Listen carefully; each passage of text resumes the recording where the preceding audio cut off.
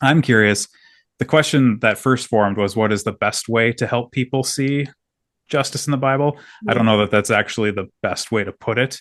What I think are for people who have not experienced that sort of learning, that sort of coming to the Bible in that way, what are maybe a couple of places where you'd say this is sort of the an easy way in? This is a like a way that frames the issue very well. What are some places in the Bible where you'd see that?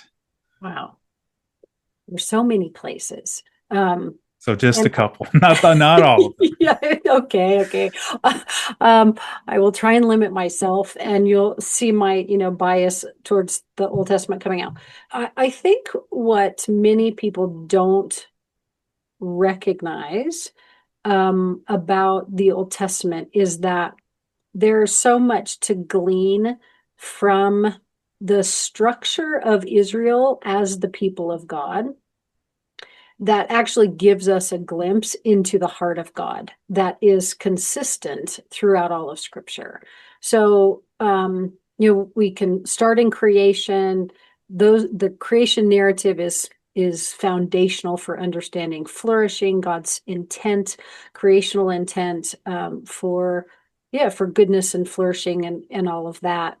But then so frequently we go, oh, Genesis 1 and 2 and Genesis 3, everything falls apart and broken. And then we skip over to the Gospels and say, and now the redemptive plan begins with Jesus and the incarnation.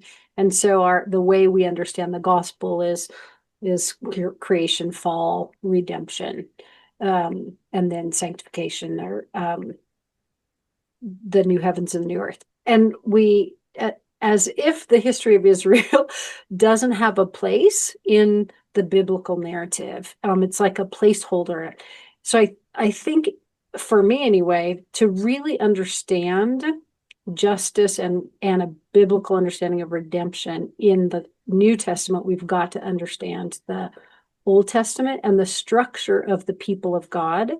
Um, Gives us something of a picture into, again, God's heart. So Exodus 19, 1 through 6, the mission statement of Israel, and they come out of Egypt, and God says, you've seen what I've done for you, brought you on wigglesings to myself, and now, and then he gives Israel their mission statement that they're to be a kingdom of priests, and a holy nation. And it's that unpacking of the holy nation, which I think people get to, but the distinction of Israel as a set apart people gets lost in kind of the personal morality, as opposed to then looking at the rest of the structure of the law, and how God built into the organization of his people justice and equity and reset buttons and flourishing and barriers and protections that would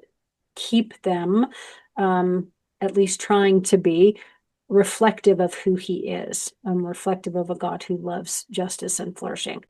So that is a huge place to go for me, is understanding Exodus 19 and then how that relates to the law and the structure. Um, that is a go-to place for me.